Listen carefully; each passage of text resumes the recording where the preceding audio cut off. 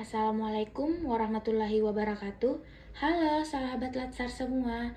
Perkenalkan, nama saya Ita Terlia, peserta Latsar CPNS tahun 2025, golongan 2, angkatan 5, kelompok 2, NDH 14. Di sini saya akan menyampaikan presentasi tugas yang diberikan oleh pengampu materi dari Bapak Dr. Jainal Fanani MED. Pada Peraturan Kepala Arsip Nasional Republik Indonesia Nomor 4 Tahun 2017, Bab 1, Ketentuan Umum pada Pasal 9 tentang pelaksanaan tugas jabatan fungsional arsiparis terampil, yaitu kegiatan atau tugas arsiparis terampil yang pertama adalah kegiatan mengelola arsip dinamis yang dilaksanakan oleh arsiparis terampil atau pelaksana meliputi 4 bagian. Pertama, membuat arsip. Kedua, menerima arsip. Ketiga, melakukan pemberkasan arsip aktif. Keempat, menata arsip inaktif yang dipindahkan. Selanjutnya, kegiatan pengelolaan arsip statis yang dilaksanakan oleh arsiparis terampil atau pelaksana meliputi 5 bagian. Pertama, melaksanakan restorasi arsip kertas. Dua, mencetak materi pameran yang akan didisplay dalam rangka pameran arsip tekstual dan virtual. 3. Mengemas bahan pameran dalam rangka pameran arsip tekstual dan virtual. 4. Melaksanakan display pameran arsip dalam rangka pameran arsip tekstual dan virtual. 5. Memandu pameran arsip dalam rangka pameran arsip tekstual dan virtual. Selanjutnya adalah kegiatan pembinaan kearsipan yang dilaksanakan oleh arsiparis terampil atau pelaksana melaksanakan penilaian kinerja arsiparis terampil. Dari uraian kegiatan tersebut, saya mengangkat 5 isu berdasarkan tupoksi saya. Yang pertama, proses penomoran surat pada unit kerja masih dilakukan secara manual dan tidak terintegrasi dalam satu sistem yang dapat diakses secara bersamaan oleh seluruh pegawai.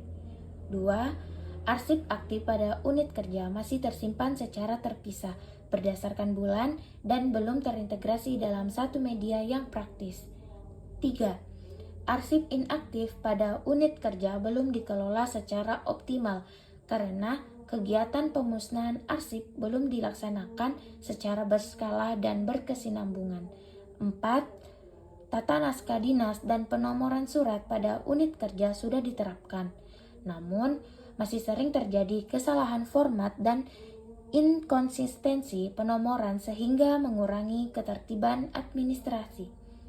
5. Penataan fisik berkas arsip aktif pada unit kerja belum dilakukan secara optimal.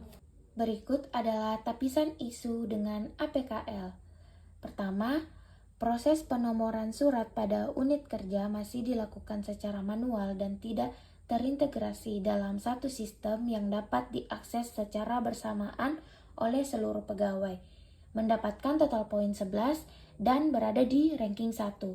Yang kedua, arsip aktif pada unit kerja masih tersimpan secara terpisah berdasarkan bulan dan belum terintegrasi dalam satu media yang praktis dengan total poin 10 dan ranking 2. 3.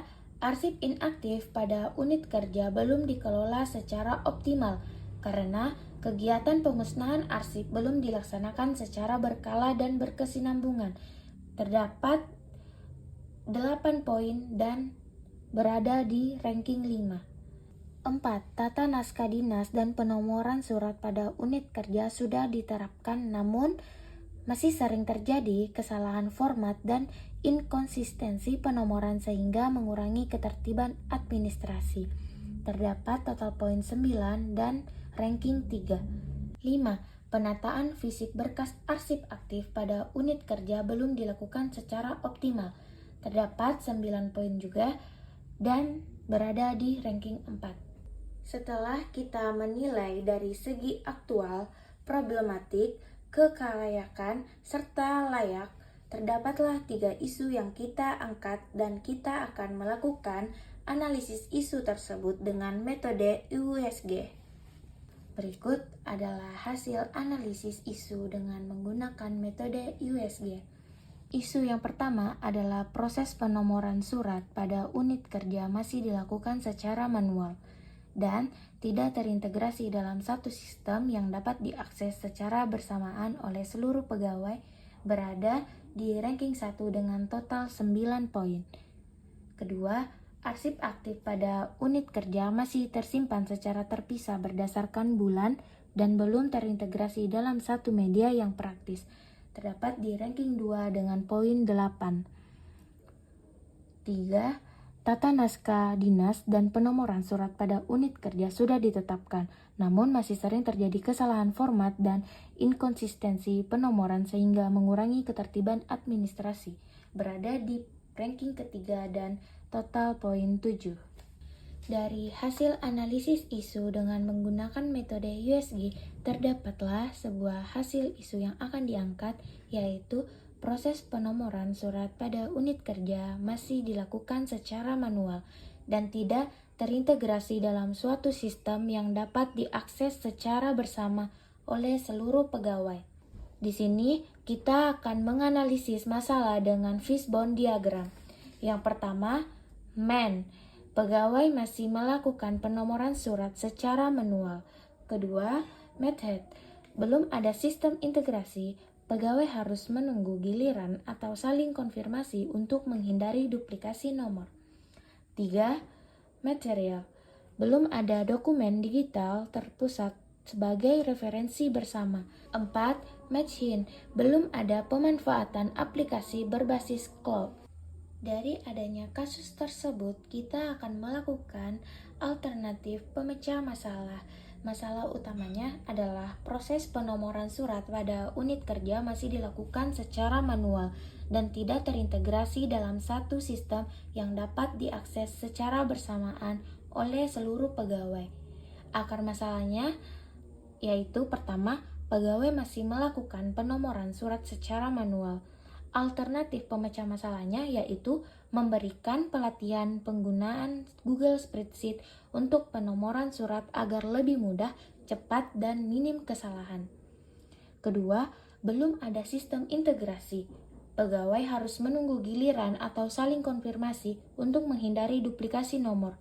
Alternatif pemecah masalahnya adalah menerapkan Google Spreadsheet berbasis cloud yang dapat diakses secara bersama-sama oleh seluruh pegawai secara real-time.